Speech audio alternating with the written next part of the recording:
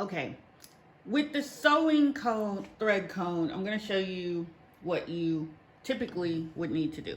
And let me scooch in a little closer for you. Okay, so instead of having your spool of thread here on the machine, like I do, pretty much a basic white or off-white color with practically everything.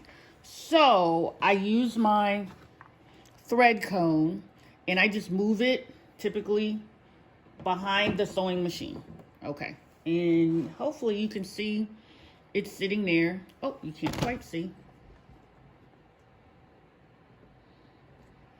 Okay, so here's my thread cone. It's sitting behind the machine, and you can I don't like to say you can kind of see. I want you to be able to see.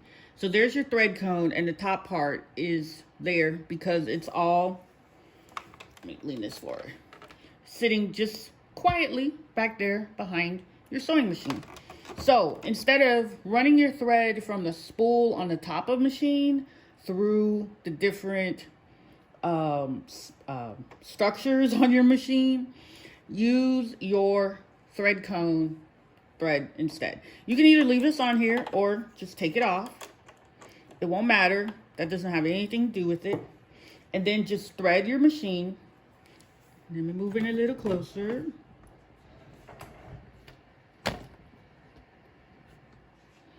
And then just thread your machine normally as you would do. Through there, and so on and so forth.